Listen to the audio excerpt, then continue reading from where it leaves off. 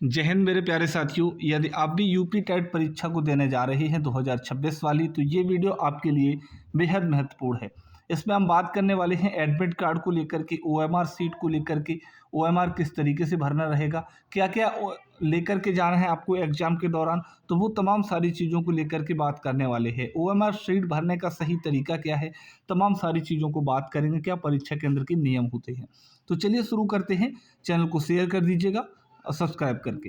दोस्तों, exam centre के लिए ज़रूरी डॉक्यूमेंट्स सबसे पहले आप देखिएगा क्या आपको लेकर के जाना है।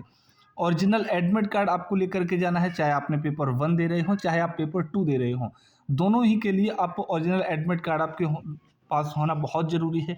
इसके साथ आप 3 पासपोर्ट साइज फ़ोटो आप लेकर के जाएंगे। ओरिजिनल आईडी प्रूफ, जिसमें आपका आधार कार्ड सबसे बेहतर होता है, आधार कार्ड, पैन कार्ड, डीएल, उसमें आप कोई भी एक आईडी प्रूफ जिसमें आपका फ़ोटो हो वो आप ले जा सकते हैं।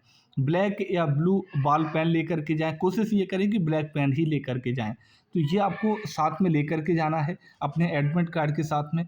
दोस्तों, परीक्षा हॉल के अंदर क्या ले जाएं क्या नहीं ले जाएं। परीक्षा हॉल के अंदर दोस्तों, परीक्षा हॉल के अंदर जो अलाउ है, जो अनुमति दी गई है, वो पेन की दे रखी है। चाहे आप ब्लू और ब्लैक पेन कोई लेकर के जाएं, इसके साथ पेन का पानी की अगर बोतल ले जाना चाहते हो तो फिर वो पारदर्शी बोतल होना चाहिए, वो आप लेकर के जा सकते हैं। क्या मना है? बैग नहीं ले जा सकते आप, फ़ोन नहीं ले जा सकते, स्मार्ट वॉच या अन्य सामान नहीं ले जा सकते। हालांकि अगर आप लेकर के भी चले गए हैं तो भाई बैग तो लेकर के जाना ही पड़ेगा।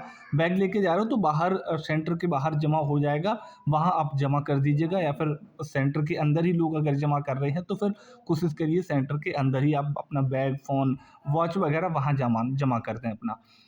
रिलीफ नोटिस, घबराएं नहीं, सेंटर पर बैग और फ़ोन जमा करने की सुविधा उपलब्ध होगी। जी हाँ दोस्तों, ज़्यादातर 99% केसेस में ऐसा होता है। पोर्टल पर लॉगिन के लिए ज़रूरी डिटेल्स। हाँ जी दोस्तों, आवेदन संख्या, रजिस्ट्रेशन नंबर या मोबाइल नंबर, अभ्यर्थी का नाम, जन्म तिथि जो आपकी डीओबी है, और सुरक्षा कोड, कैप्चा कोड। आपको जब आप एडमिट कार्ड निकालेंगे दोस्तों, वहाँ पर आपको इस सारी चीज़ों को आपको डालना है। कैप्चा कोड को गणितीय रूप से जोड़ करके लिखें, जैसे 1 + 4 = 5 होता है, उस हिसाब से आप लिख सकते हैं, है ना। तो दोस्तों, ये तो आपके यहाँ पर ये चीज़ें होगी। ओएमआर की बात करें यहाँ पर, तो सेंटर कोड में कभी गलती ना करें किसी भी प्रकार के। सबसे ज़रूरी पार्ट जो है वो ये है, मोस्ट इम्पोर्टेंट, जैसे कि यदि आपके विद्यालय का सेंटर कोड जैसे 0350 दे रखा है कोड, उदाहरण के तौर पे मान लिया हमने, तो केवल 350 आप ना लिखें। 0350 आपको कोड दे रखा है तो केवल 350 ना लिखें। अगर आपने इस प्रकार से 350 लिख दिया तो वो गलत माना जाएगा। दोस्तों, शुरुआत आपको 0 से ही करनी रहेगी। पहले 0, फिर 3, फिर 5, फिर 0, कुछ इस प्रकार से आप देख पाएंगे। इस प्रकार से ही चीज़ें आपको भरनी रहेंगी, तभी आपका ये कंप्लीट होगा।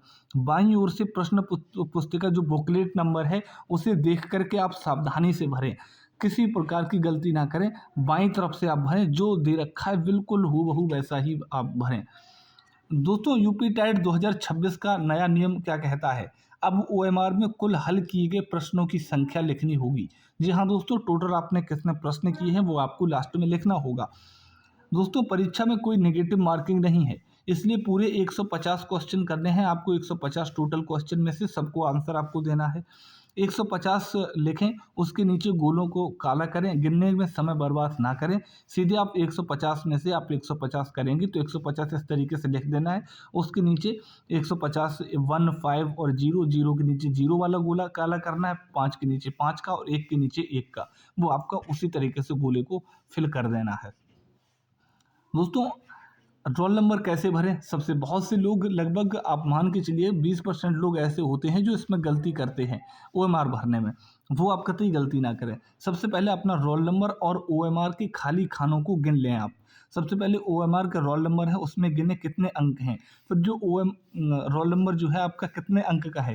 फिर जो ओएमआर में इस तरीके से आपको दे रखे होंगे जो खाली बॉक्स हैं, ये बॉक्स आप गिन लें कितने बॉक्स हो रहे हैं। जैसे अगर हम उदाहरण के तौर पे माने, आपका रोल नंबर जो है वो 12 अंकों का है, और इधर भी आपके जो हैं जो बॉक्स हैं ये भी 12 हैं।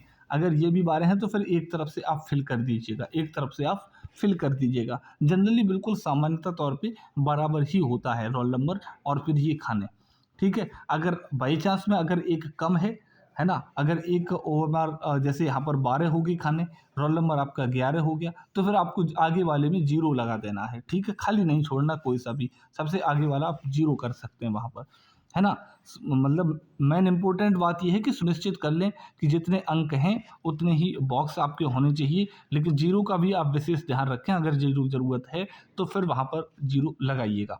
दोस्तों, बात कर लेते हैं आगे की, अपना एडमिट कार्ड कैसे डाउनलोड करें। हाँ जी दोस्तों, एडमिट कार्ड की बात आपने की नहीं, तो एडमिट कार्ड की बात करें दोस्तों, सबसे पहले जो आधिकारिक वेबसाइट है वहाँ पर जाएं, और स्टेप 2 आपका ये है कि UP TET admit card link दे रखा होगा वहाँ पर जाकर के आप क्लिक कर दें, ठीक है। जैसे ही आप UP TET admit card link पर क्लिक करेंगे, आपके पास में परीक्षा का नाम यूपी टेट 2026 आपको चुनना पड़ेगा, है ना, यूपी टेट करके, है ना।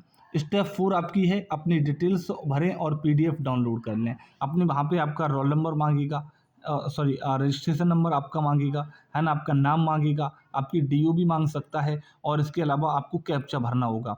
जैसे ही आप सबमिट करेंगे, आपका डाउनलोड आपके पास आ जाएगा, और उस डाउनलोड को आप क्या कर सकते हैं, डाउनलोड कर सकते हैं। कितने एडमिट कार्ड प्रिंट करने हैं, महत्वपूर्ण नियम, केवल दोस्तों जिसका जो पेपर देना चाह रहे हैं, जिसका पेपर 1 है ना, जिनका पेपर 1 है तो वो तो सिर्फ एक एडमिट कार्ड ही डाउनलोड अपना प्रिंट कर लें।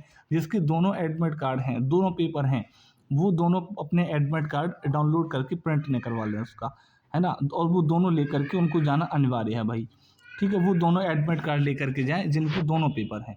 एडमिट कार्ड में तुरंत चेक करें ये 4 चीज़ें, आप अपना जब एडमिट कार्ड निकलवाएं तो वो 4 चीज़ें होना ज़रूरी है। एक रजिस्ट्रेशन ID आपका और रोल नंबर, ये आपके होना चाहिए। सेंटर का नाम आपके पास होना चाहिए, उसका पूरा पता होना चाहिए सेंटर का। दोस्तों, सेंटर कोड ज़रूरी है, सबसे महत्वपूर्ण है, सेंटर कोड होना चाहिए।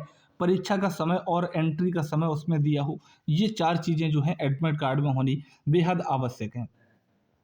हाँ जी दोस्तों, ये 4 चीज़ें बेहद आवश्यक हैं आपके एडमिट कार्ड में।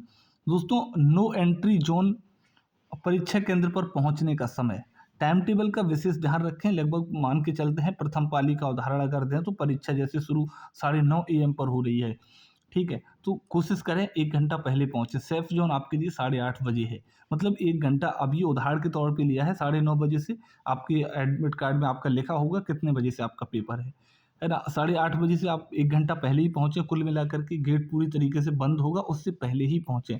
1 मिनट भी आपको एक्स्ट्रा नहीं दी जाएगी। इससे 8:45 पे अगर गेट बंद है तो 8:46 पे वो बंद कर देंगे, है ना, फिर आपको एंट्री वहाँ पर नहीं है। तो कोशिश करें आप 1 घंटा पहले अनिवार्य रूप से सेंटर पर पहुँच जाएँ। 8:46 AM पर भी किसी सूरत में एंट्री नहीं मिलेगी, मतलब कुल मिलाकर के बिल्कुल 1 मिनट की भी देरी आप ना करें। अपना पहले से ही इतना एवरेज लेकर के चलें समय को लेकर। समय को लेकर इतनी सख्ती क्यों है? दोस्तों, परीक्षा हॉल के अंदर सभी छात्रों की KYC दोस्तों प्रक्रिया अनिवार्य है। वो KYC वगैरह आपका होना है, बहुत सारी चीज़ें अंदर होती हैं, वो आपको कंप्लीट करनी होंगी। देरी होने पर आपकी KYC छूट जाएगी और आप परीक्षा देने से वंचित रह जाएंगी। इसलिए रिस्क ना लें, 1 घंटा पहले सेंटर पर मौजूद रहें। कोई इसमें दिक्कत वाली बात नहीं है, 1 दिन की बात है, आप पहले पहुंच जाइएगा, है ना। वसीर एकेडमी की ओर से आपके लिए शुभकामनाएं। हम आपके लिए दिन रात एक करके मेहनत की है। आप समय आ गया है कि अपनी पूरी ऊर्जा को झोंकने का। खुद पर आप विश्वास रखें, 100% सफलता आपकी ही होगी। सबकी तैयारी एक जैसी है, सभी लोगों ने एक जैसा पढ़ा है। Thank you, all the best, जय हिंद।